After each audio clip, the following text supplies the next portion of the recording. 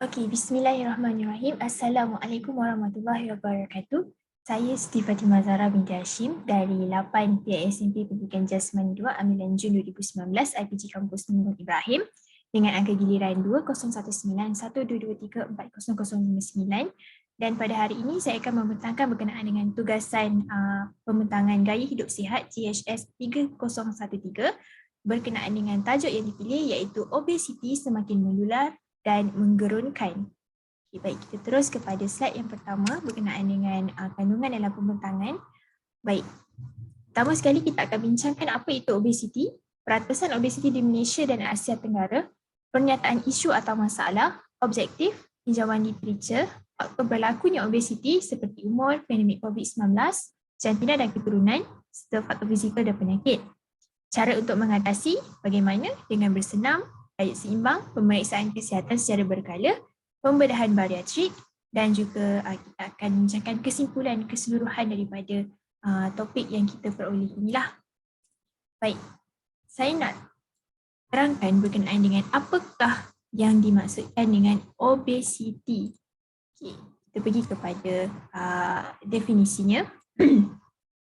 Obesiti seringkali dikaitkan dengan istilah kegemukan yang mana ianya merupakan satu penyakit yang kronik yang menular dalam kalangan masyarakat dunia khususnya di Malaysia.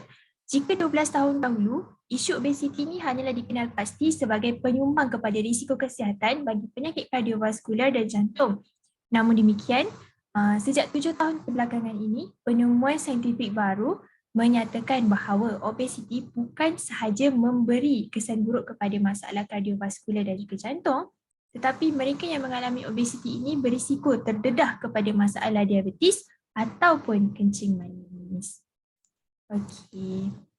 Kalau kita lihat di sini, peratusan kadar obesiti yang dicatatkan di Brunei sebanyak 14.1%, di Thailand sebanyak 10%, ini daripada sumber laporan Simakan Populasi Dunia 2019. Okay. Tinjauan Kesihatan dan Morbiditi Kebangsaan NHMS 2019 juga menyatakan 50.1% rakyat Malaysia mempunyai masalah obesiti.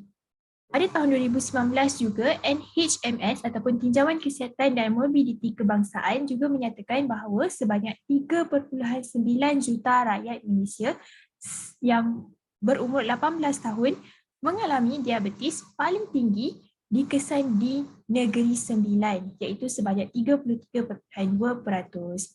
Ini adalah sumber daripada petikan akhbar Cosmo Digital bertarikh 24 Januari 2021. Okay, baik. Kita pergi kepada penyataan isu ataupun masalah berkenaan dengan obesiti semakin menular di Malaysia dan menggerunkan. Okey. Berdasarkan laporan akhbar Cosmo Digital 24 Januari 2021, tajuknya adalah Malaysia negara paling tinggi obes di Asia Tenggara. Ini adalah pernyataan daripada Kementerian Kesihatan Malaysia KKM yang memaklumkan kadar obesiti di negara ini adalah tertinggi di Asia Tenggara iaitu sebanyak 15.6%. Dan perkatasan ini adalah amat membimbangkan dalam masyarakat Malaysia kerana seperti yang kita tahu, obesiti ini mampu membawa individu menghidap penyakit 3 serangkai iaitu kencing manis, jantung dan juga buah pinggang. Okey, seterusnya kita pergi kepada objektif penulisan. Mengapa obesiti semakin menular di Malaysia dan menggerunkan? Kenapa saya memilih tajuk ini adalah, okey, pertama sekali saya ingin memberikan pendedahan iaitu memberi pendekatan kepada pembaca tentang betapa pentingnya pengambilan makanan seimbang untuk mengelakkan obesiti. Yang keduanya adalah dari segi ilmu pengetahuan, iaitu memberi pengetahuan kepada para pembaca tentang apakah punca yang menyumbang kepada masalah peningkatan kadar obesiti di Malaysia.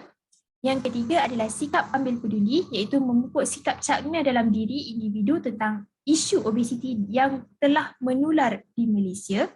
Dan yang keempat adalah menggalakkan amalan GHS. Apa itu GHS? GHS adalah gaya hidup sihat.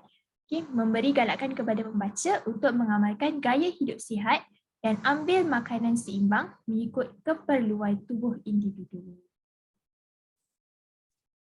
Kita pergi kepada tinjauan literature.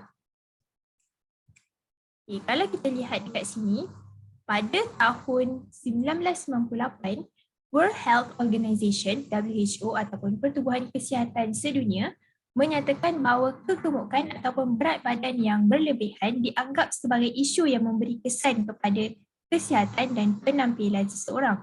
Dan pada tahun yang sama juga, Anderson dan Bartlett menyatakan selain menjejaskan kecantikan, kegemukan akan membataskan pergerakan fizikal, menyebabkan keletihan dan menggalakkan gangguan kesihatan. Jadi apakah yang dikatakan dengan BMI ataupun Body Mass Index, iaitu indeks jisim badan. Okay, Body Mass Index ataupun indeks jisim badan ini adalah terbahagi kepada 4 bahagian. Yang pertamanya kurang selera, kurang berat badan sihat ataupun ideal, berat badan berlebihan, dan yang terakhir sekali adalah obesity. Okey. Apa beza berat badan yang ideal dan juga berat badan yang obes? Okey, berat badan ideal adalah di mana bacaannya di antara 18 hingga 32 kilogram meter square. Okay. Untuk berat badan yang berlebihan adalah individu yang mencatatkan bacaan sebanyak 23 hingga 23.9 sehingga 27.9 kilogram meter square, dan individu yang obes adalah di mana bacaannya melebihi 28 kilogram meter square. Okey. Seterusnya, ini adalah formula yang boleh digunakan untuk mengira body mass index anda lah. Okay. Formula BMI, BMI bersamaan dengan berat bahagi ketinggian dalam meter persegi. Okay, baik, kita pergi yang seterusnya. Penjelasan konten iaitu punca ataupun faktor obesiti dan bagaimana langkah untuk mengatasinya. Okey. Jika kita lihat di sini, punca obesiti semakin meningkat di Malaysia adalah faktor umur dan faktor pandemik COVID serta faktor jantina dan keturunan dan juga faktor fizikal dan faktor penyakit. Okay, kalau kita lihat dari segi faktor umur, Jensen dan Roger pada tahun 1998 menyatakan semakin meningkat umur, kadar metabolisme semakin berkurangan dan hanya sedikit sahaja kalori yang diperlukan. Ini menyebabkan berat badan mudah bertambah walaupun tabiat pemakanan sudah diubah. Maksudnya semakin kita meningkat usia, kita punya kadar metabolisme semakin berkurang. Okey. Seterusnya adalah faktor pandemik COVID-19. Okey, AFPA Berita Harian bertarikh 22 Jun 2020, isu obesiti di Malaysia semakin meningkat disebabkan oleh pergerakan yang terhad sewaktu Perintah Kawalan Pergerakan PKP Fasa 1 dan Fasa 2 dilaksanakan. Okay, saya turut kongsikan perkongsian seorang penjawat awam di mana beliau menyatakan bahawa beratnya bertambah kerana selalu menempah makanan dalam talian iaitu makanan segera. Okay, seterusnya adalah faktor jantina dan keturunan. Okay. Kalau dari segi faktor jantina, wanita mempunyai kadar metabolisme yang lebih rendah berbanding lelaki, khususnya wanita yang sudah mencapai menopause. Jadi disebabkan itulah obesiti dalam kalangan wanita ini lebih mudah diperoleh. Okay, seterusnya adalah faktor genetik. Faktor genetik menyebabkan berat badan individu meningkat. Ini menyebabkan peluang untuk menghidapi obesiti itu adalah lebih tinggilah. Okay. Seterusnya adalah faktor fizikal dan faktor penyakit. Okay. Di sini saya ingin menyatakan gaya hidup sedentari ataupun tidak aktif dan tidak menjaga pemakanan juga menyumbang kepada peningkatan kadar obesiti di Malaysia.